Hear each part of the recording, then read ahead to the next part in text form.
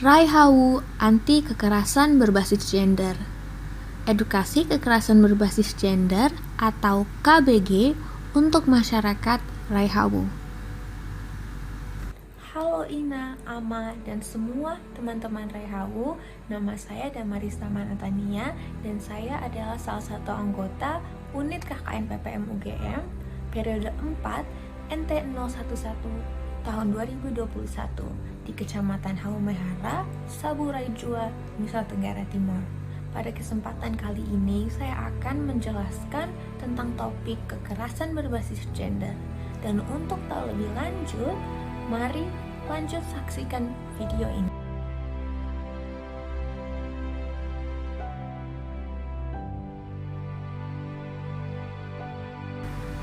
Pertama-tama, saya akan mulai dengan menjelaskan mengapa edukasi mengenai kekerasan berbasis gender atau KBG itu penting.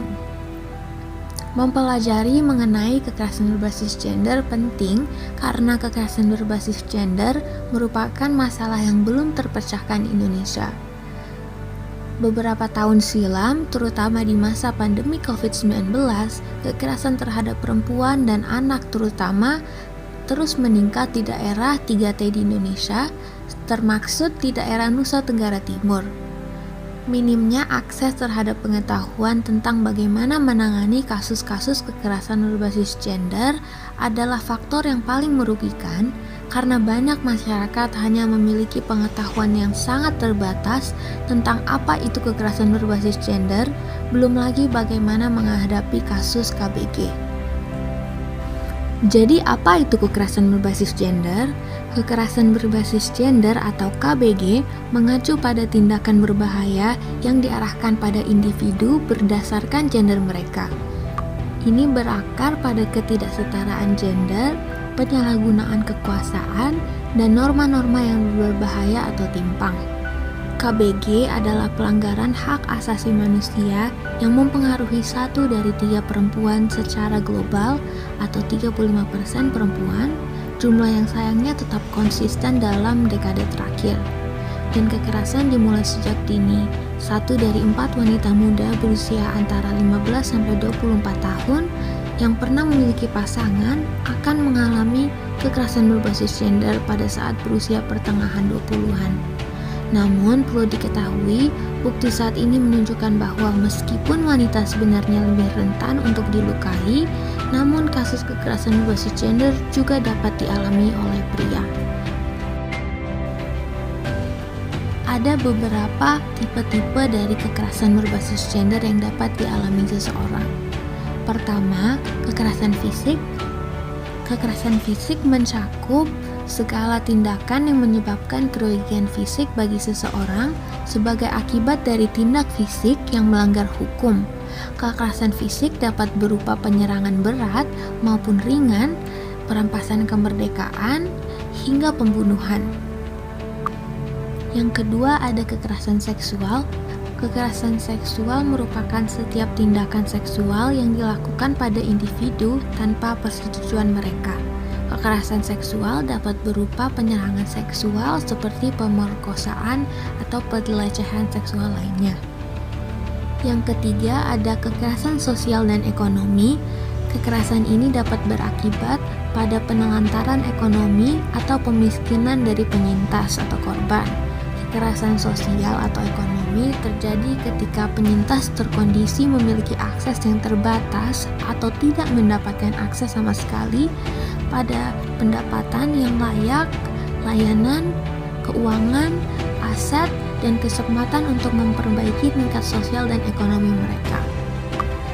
Beberapa contohnya adalah diskriminasi terhadap seseorang berdasarkan gender mereka yang menyebabkan terhalangnya akses terhadap pendidikan, kesehatan, pekerjaan yang digaji, dan juga peniadaan kepemilikan yang termaksud penelantaran seseorang. Yang keempat, kekerasan psikis. Jenis kekerasan ini dicirikan dengan meskipun pada tingkat fisik mungkin tidak ada agresi, korban diremehkan, dipermalukan, dan diserang secara psikologis.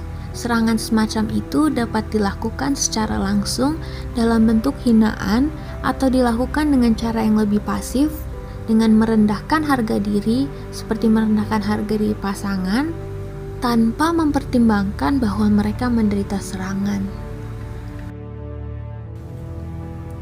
KKN PPM UGM mengacu pada United Nations Sustainable Development Goals atau yang bisa disebut Agenda Pembangunan Berkelanjutan dari PBB atau Perserikatan Bangsa-Bangsa.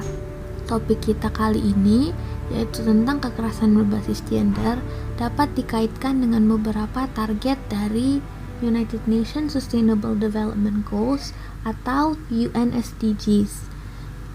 Target pertama yang bisa dikaitkan adalah target ketiga dari UN SDGs, yaitu Good Health and Well-being atau kesehatan yang baik dan kesejahteraan. Dengan mengurangi kasus kekerasan berbasis gender, dapat membantu mengatasi SDG nomor 3 tentang kesehatan baik dan kesejahteraan karena dampak kekerasan berbasis gender terkait langsung pada kesehatan seseorang, baik kesehatan penyintas atau korban maupun orang di sekitarnya. Kemudian, topik kita tentang kekerasan berbasis gender dapat dikaitkan juga dengan target nomor 5 dari UN SDGs, yaitu tentang gender equality atau kesetaraan gender. Menanggulangi kekerasan berbasis gender dapat membantu dalam mengatasi SDG nomor 5 mengenai kesetaraan gender karena inti dari SDG nomor 5 adalah menghilangkan segala jenis diskriminasi terhadap gender, termaksud di dalamnya kekerasan berbasis gender. Berikutnya SDGs nomor 16 tentang Peace, Justice, and Strong Institutions atau tentang perdamaian, keadilan, dan lembaga yang kuat. Karena dengan turunnya tingkat kekerasan berbasis gender, maka dapat membantu terciptanya keadilan dan perdamaian yang merupakan esensi dari SDG nomor 16.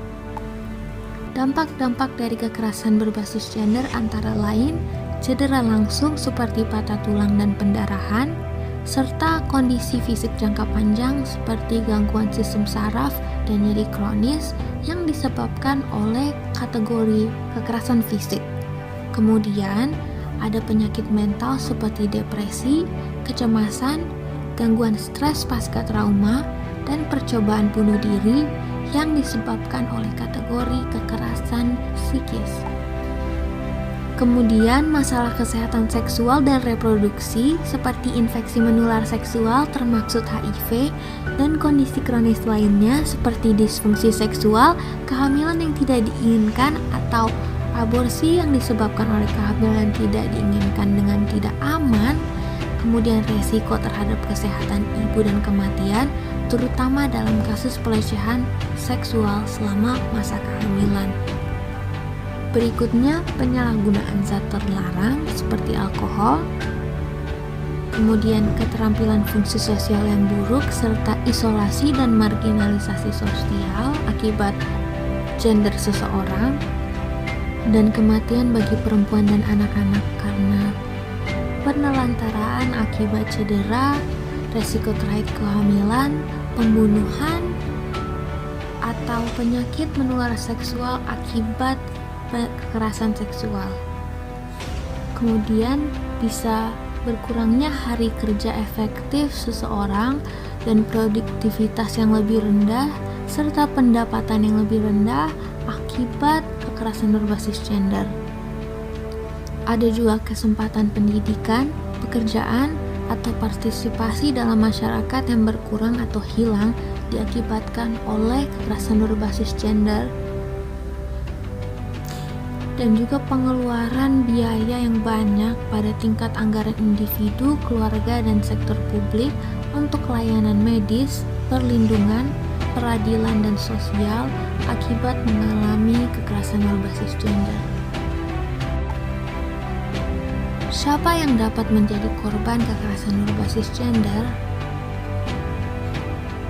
Kekerasan berbasis gender dapat dialami oleh perempuan, laki-laki, maupun anak-anak dan remaja.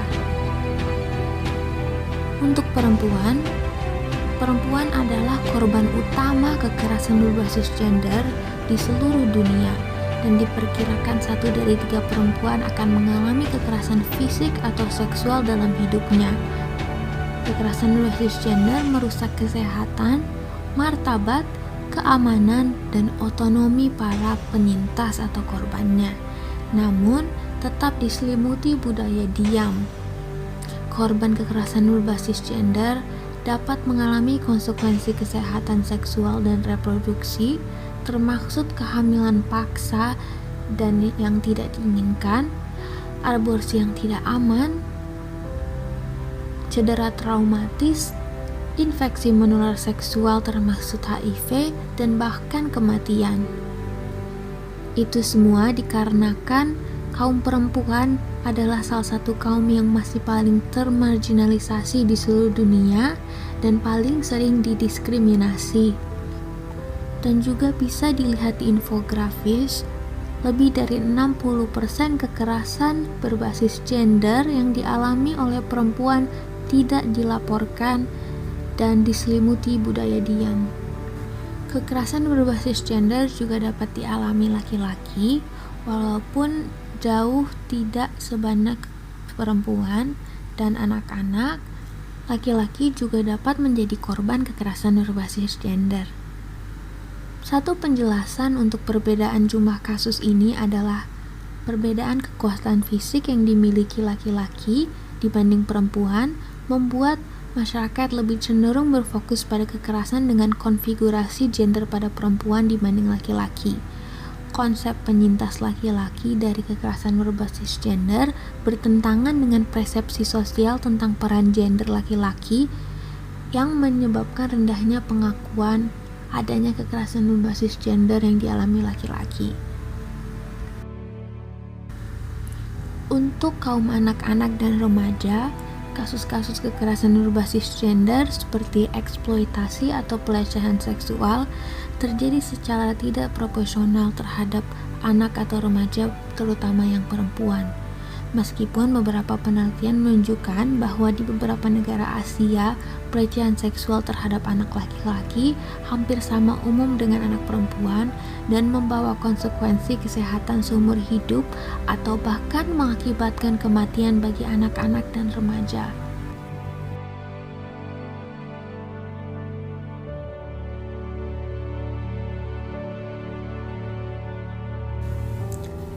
Jadi, bagaimana caranya untuk menanggulangi kekerasan berbasis gender? Sebenarnya ada banyak cara untuk mengatasi Yang pertama, kenali peran gender dalam kekerasan. Walaupun laki-laki dapat mengalami kekerasan berbasis gender, penting untuk diingat bahwa mayoritas korban kekerasan berbasis gender adalah perempuan dan mayoritas pelaku kekerasan berbasis gender adalah laki-laki. Didiklah diri tentang akar penyebab kekerasan berbasis gender. Kekerasan berbasis gender, terutama pada perempuan, berakar pada budaya yang memfasilitasi dominasi atau kekuasaan besar pada laki-laki dalam kehidupan bermasyarakat yang menyebabkan ketidakberdayaannya perempuan atau kaum yang termarginalisasi dan terdiskriminasi. Hentikan bicara seksis dan diskriminatif. Kata-kata sangatlah kuat, terutama bila digunakan oleh orang yang memiliki kekuasaan atas orang lain. Kita hidup dalam masyarakat di mana kata-kata digunakan untuk merendahkan seseorang. Hinaan atau ejekan berdasarkan gender mengirimkan pesan bahwa seseorang tidak sepenuhnya manusiawi. Ketika contohnya perempuan dipandang lebih rendah, itu akan menjadi lebih mudah untuk memperlakukan seorang perempuan dengan tidak hormat dan terjadinya kekerasan terhadap mereka. Jadi, berhati-hatilah dalam berbicara. Belajar untuk melindungi diri. Untuk menghindari menjadi korban kekerasan berbasis gender, penting untuk belajar melindungi diri. Salah satu metode untuk melindungi diri dapat dilakukan dengan belajar ilmu bela diri seperti pencaksilat, karate, atau beragam seni bela diri lainnya. Sebarkan pesan mengenai kekerasan berbasis gender. Sebarkanlah pengetahuanmu kepada orang sekitar mengenai kekerasan berbasis gender yang akurat. Contohnya seperti yang dibahas dalam video ini. Laporkanlah kasus kekerasan berbasis gender. Jika Anda menyaksikan kasus kekerasan berbasis gender, segeralah laporkan kepada otoritas setempat. Atau bisa juga menghubungi KPPA atau Kementerian Perlindungan Perempuan dan Anak di layanan call center SAPA atau Sahabat Perempuan dan Anak, yaitu dengan menghubungi nomor 129 atau melalui layanan pesan WhatsApp di 08111 129 129. Jauhkan diri dari segala bentuk pelecehan seksual, dari yang dianggap sepele seperti catcalling, yaitu siulan, gerakan, dan komentar tidak senonoh, hingga juga sentuhan agresif yang tidak sepantasnya. Mari budayakan menginformasi teman-teman dan rekan yang masih melakukannya. Stop victim blaming. Bukalah pikiran dan jangan langsung menyalahkan dan mengucilkan korban atau penyintas atau yang biasa disebut dengan victim blaming. Kebiasaan victim blaming menyurutkan keberanian penyintas untuk angkat bicara. Hal ini juga memungkinkan kekerasan kerap berlanjut karena pelaku menjadi tidak mendapatkan sanksi dan tidak bertanggung jawab atas tindakannya. Ciptakan ruang aman untuk berdiskusi tentang kekerasan berbasis gender. Buatlah grup atau komunitas dengan orang-orang sekitarmu di mana kamu dapat mendiskusikan pandangan dan pengalamanmu secara terbuka dan juga mendukung rekan-rekanmu yang lain mengenai segala isu tentang kekerasan berbasis gender. Berhentilah menstereotipkan peran laki-laki dan perempuan. Peran dan ekspektasi sosial dapat mempengaruhi keputusan dalam berinteraksi dan menjalin relasi dengan sesama. Contohnya, pria diajarkan bahwa mengekspresikan perasaan bukanlah sesuatu yang maskulin. Itu dapat berakibat korban laki-laki tidak melaporkan pengalamannya apabila pernah dilecehkan. Ingat bahwa melakukan kekerasan adalah suatu pilihan dan patut mendapatkan hukuman. Jangan membuat alasan untuk orang atau kerabat yang melakukan kekerasan.